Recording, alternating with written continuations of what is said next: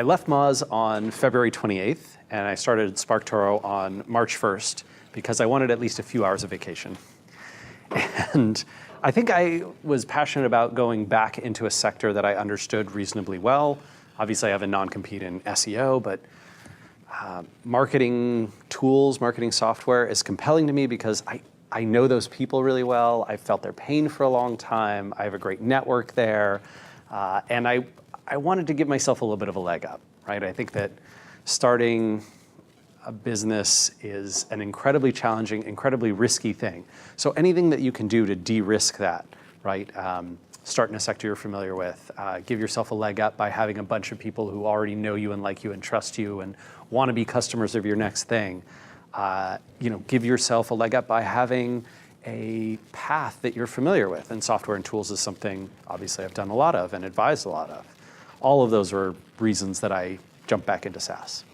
So SparkScore fundamentally was trying to do two things. One, to show that we can do a better job than follower count in terms of showing how influential an account of any kind, but in this case, particularly Twitter, at least to start with, is.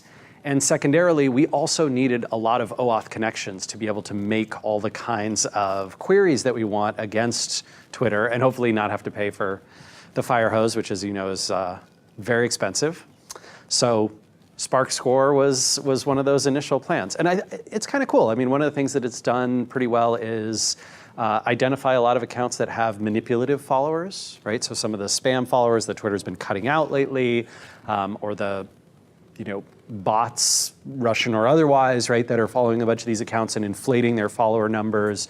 We've been able to see with SparkScore that they have relatively low engagement scores, so we discount that. And so that's been kind of a cool nugget to see. It does make me question why Twitter hasn't cut this stuff out earlier, right? I'm sort of like, okay, we're two guys, in Seattle who work from home. Surely you can do a better job than this. But it's nonetheless been interesting.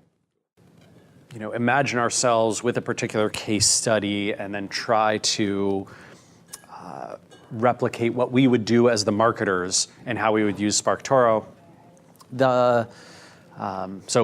Men's fashion, sure, men's underwear, high-end men's underwear, let's say, is our space.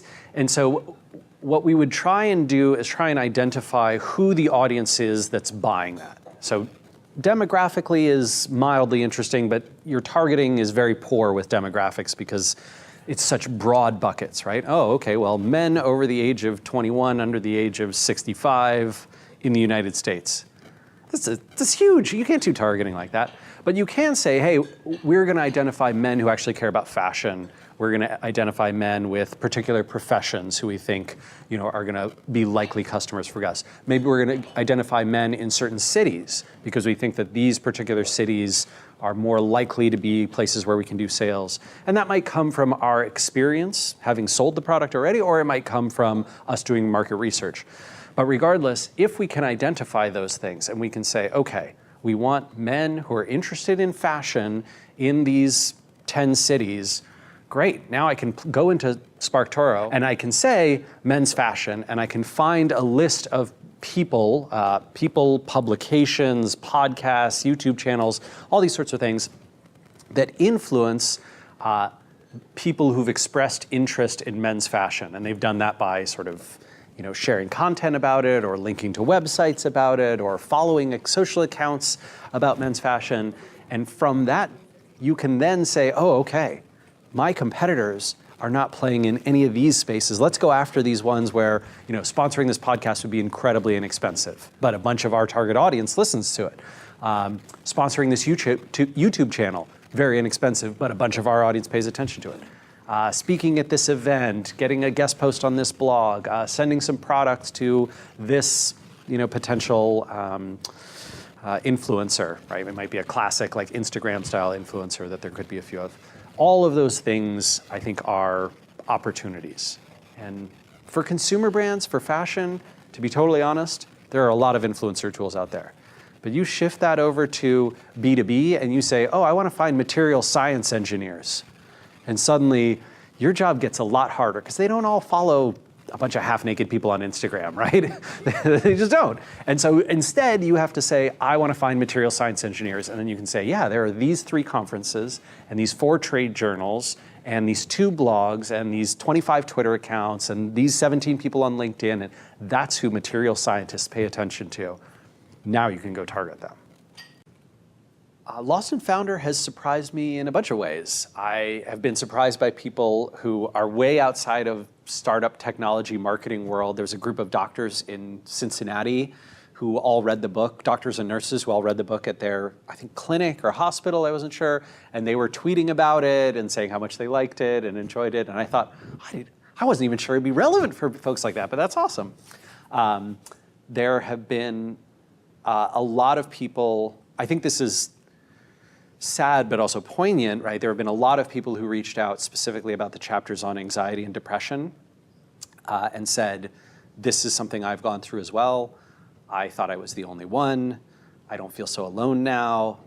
That's powerful. Like, that really resonates with me. That makes me feel like I could have written the book for those 50 people who've maybe emailed me, and it would have been worth it even if I hadn't sold a single other copy, right? Because when you are in that mind space, it's really hard to get out, right? And it's really hard to not feel alone. And I think feeling not alone can actually help people overcome that.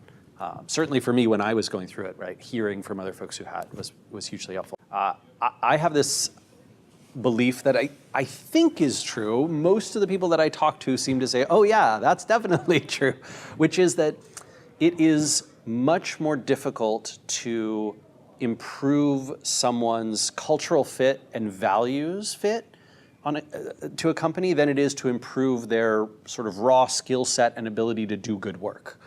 Every time I talk to someone, they say, oh, I'm definitely way better at my job today than I was 2 years ago, 3 years ago, 4 years ago, right? Because you learn and you gain experience. I don't think that's actually very true in terms of, oh, I'm a much better culture fit and I've changed sort of who I am as a person and what kinds of teams I like to work inside over the past 2, 3, 4 years. That really doesn't happen very much. And yet, almost every manager I talk to, hiring managers and managers of large number of people say, when I get someone on my team who does good work, but is a poor values, culture, team fit, I try and work with them to improve that, to upgrade their values, culture, team fit. I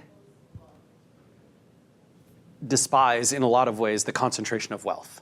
I think that wealth should be economically distributed to large numbers of people. And I think this is one of the few issues that people on most spectrums of politics in most countries around the world agree with, right? They don't want to see 0.01% of highest paid and wealthiest people getting more and more wealth. They want to see that distributed. And so as a result, the future that I want to see is one that enables that. And I think in the tiny little world that I operate, right, because I'm not able to influence anything and everything, but in the tiny little world that I operate, I hope that a way to do that is to inspire more people to start their own companies, to make it easier for small businesses and new entrepreneurs to have success, to make it easier for people to do marketing in particular, and hopefully also with the Sparktaro funding structure to inspire people to consider alternatives to venture capital and private equity, which have kind of dominated the startup landscape, especially in the tech world,